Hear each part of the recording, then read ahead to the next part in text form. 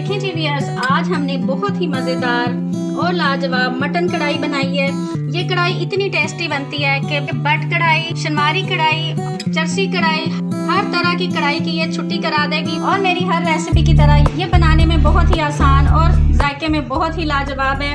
ये जानना चाहते हैं कि मैंने इसको कैसे तैयार किया है तो वीडियो को बगैर स्किप किए एंड तक वॉच करें। बहुत ही मज़ेदार और लाजवाब हमारी ये आज की रेसिपी है। रहीम अस्सलाम वालेकुम व्यूअर्स, आज सनाज मेन्यू में हम बनाने जा रहे हैं मटन कढ़ाई। मटन कढ़ाई की ये ऐसी रेसिपी है जिसके आगे चरसी कढ़ाई, बट कढ़ाई, शनवारी कढ़ाई सबकी छुट्टी हो जाएगी। बहुत ही सिंपल और बहुत ही मज़ेदार ये रेसिपी है। उम्मीद है आपको और आपकी फैमिली को ये रेसिपी बहुत पसंद आएगी। तो आइए मैं आपको बताती हूँ कि इस रेसिपी में हमने क्या क्या चीज़ें शामिल करनी है। सबसे पहले तो हमने 1 किलो मटन ले लिया और दरमियाने साइज़ के पीसेस कटवा लिए हैं।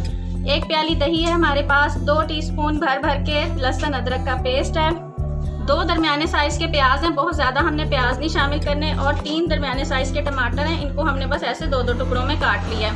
मसालों में हमारे पास 1 टीस्पून नमक है, 1/2 टीस्पून काली मिर्च का पाउडर है, 1.5 टीस्पून हमारे पास धनिया पाउडर है, 1/2 टीस्पून हल्दी पाउडर है, 1 टीस्पून सुर्ख मिर्च का पाउडर और 1 टीस्पून कुटी हुई सुर्ख मिर्च है। तो आइए अब हम अपनी ये सिंपल सी रेसिपी शुरू करते हैं। सबसे पहले तो एक हम बड़ा बाउल ले लेंगे। इस बाउल में हम ये गोश्त ऐड कर देंगे। अब हम इसमें ये लहसुन अदरक पेस्ट शामिल कर देंगे।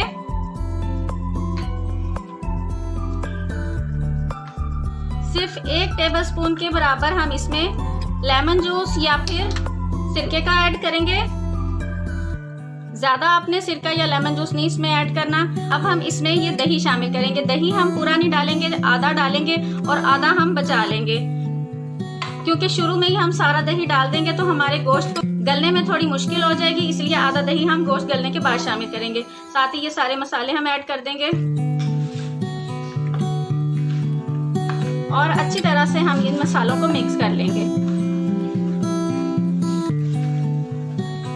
इन मसालों को मिक्स करके तो गोश्त को हमने आधे घंटे या 1 घंटे के लिए कवर करके रख देना है, ताकि अच्छी तरह मसालों का फ्लेवर इस गोश्त में आ जाए।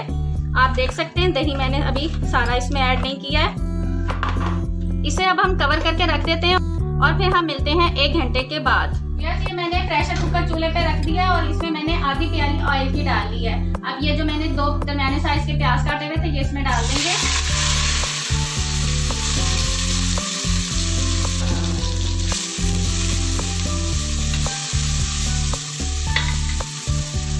प्याजों को हमने सुर्ख नहीं करना, बस कच्चापन इनका दूर होने तक हमने इनको पकाना है। बस जैसे ये हल्के से ट्रांसपेरेंट, आप ये देख सकते हैं प्याज हमारे हल्के हल्के ट्रांसपेरेंट हुए हैं, सुर्ख नहीं हुए हैं। 1 से 2 मिनट के लिए फ्राई किया है। साथ ही हम इसमें ये मैरिनेट किया हुआ गोश्त शामिल कर देंगे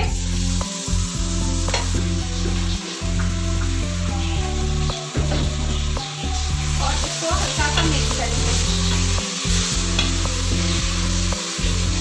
हल्का सा ही हम इसे भूनेंगे, बहुत ज्यादा नहीं हमने भूनना। सिर्फ 1 से 2 मिनट के लिए हमने इसको जरा भूना है, बहुत ज्यादा हमने नहीं भूनना। फ्लेम आपने मीडियम टू हाई रखना है ताकि गोश्त अपना पानी ना छोड़ने पाए। और अब हम इसमें 2 गिलास पानी ऐड कर देंगे, या फिर आपका प्रेशर कुकर जितना पानी लेता है आपने उस हिसाब से पानी शामिल कर देना है। अब ये जो हमने टमाटर काटे थे इनको हमने 2-2 पीसेस में किया था, इनको हम इस तरह जस्ट ऊपर रख देंगे। इनका पेस्ट बना के नहीं शामिल करना, उसका टेस्ट और आता है और इन टमाटरों का टेस्ट कढ़ाई में बहुत ही मजे का आता है। अब हम इसको प्रेशर कुकर को बंद कर देंगे। सीटी बोलने के बाद 10 मिनट के लिए हमने इसको टाइम देना है। गोश्त हमारा गल चुका है। अब ये जो टमाटरों के छिलके हैं इस तरह हम ऊपर से उठा लेंगे।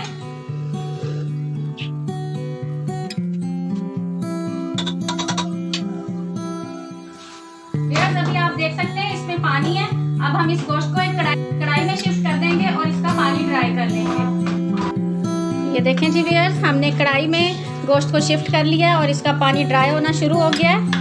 और ये साथ साथ हम ये जो टमाटर हैं इनको इस तरह चम्मच से मैश करते जाएंगे और इस गोश्त को अच्छी तरह से अब हम भून लेंगे।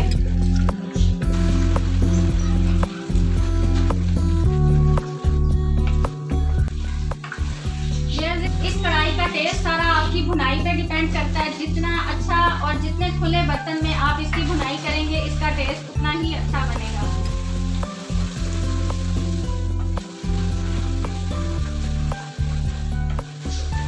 जैसे आप देख सकते हैं गोश्त हमारा बहुत ही अच्छी तरह से गल चुका है। इसका मसाला बिल्कुल रोटियों के साथ लिपट गया है। इसका मतलब है कि हमारी भुनाई बहुत अच्छी तरह से हो चुकी है। घी भी अच्छी तरह ऊपर आ गया है।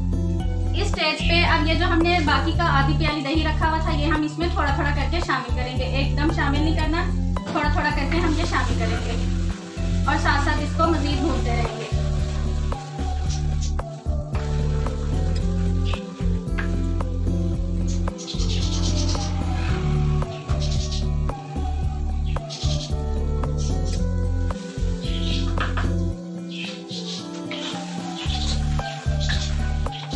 गोश्त की भुनाई हो चुकी है। अब मेरे पास ये 2 टेबलस्पून घर की मलाई है, तो ये हम इसमें ऐड कर देंगे और इसको दोबारा से भूनेंगे, मिक्स करेंगे अच्छी तरह से। 1 टीस्पून गरम मसाला पाउडर ऐड करेंगे, थोड़ा सा कटा हुआ अदरक डालेंगे, हल्का सा इसको मिक्स कर लेंगे। मलाई डालने के बाद आपने इसको बहुत ज्यादा नहीं भूनना, बस हल्का सा ही भूनना है, वरना मलाई का घी निकल आएगा।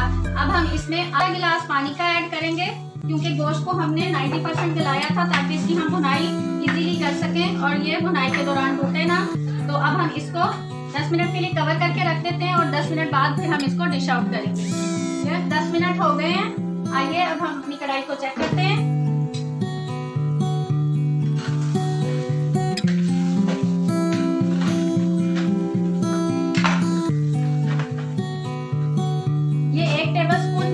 सूखी मेथी है, इसको हम हाथ पे मसल के ये हम इसमें ऐड करेंगे। आप देख सकते हैं कि अभी पूरी तरह घी ऊपर नहीं आया। फ्लेम मैंने ऑफ कर दिया। आपको पता है मट्टी की हांडी है, काफी देर तक गर्म रहती है। इसको अब हम ऐसे ही कवर करके रख देंगे। अब हम मिलते हैं 5 मिनट के बाद। बस 5 मिनट हो गए। अब हम इसे चेक करते हैं। ये मैंने इसमें कसूरी मेथी जो डाली थी, माशाल्लाह इतनी प्यारी इसकी खुशबू आ रही है, बहुत ही मजेदार हमारी कढ़ाई तैयार हुई है। आइए अब हम इसे डिश आउट करते हैं।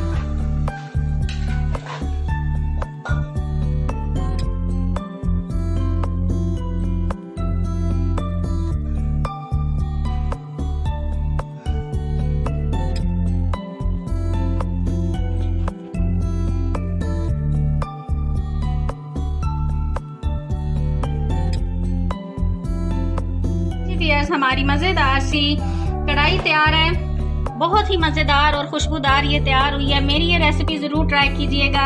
अगर आपको मेरी ये वीडियो पसंद आए तो मेरे चैनल को सब्सक्राइब करें, मेरी वीडियो को लाइक करें और एक अच्छा सा कमेंट करना हरगिज़ मत भूलिएगा। दुआओं में याद रखिएगा कि अल्लाह ताला अपनी रहमत और अपना करम हम पे ऐसे ही बनाए रखे और हम मज़े मज़े की रेसिपीज़ लेके आपकी खिदमत में ऐसे ही हाजिर होते रहें। अल्लाह हाफिज़।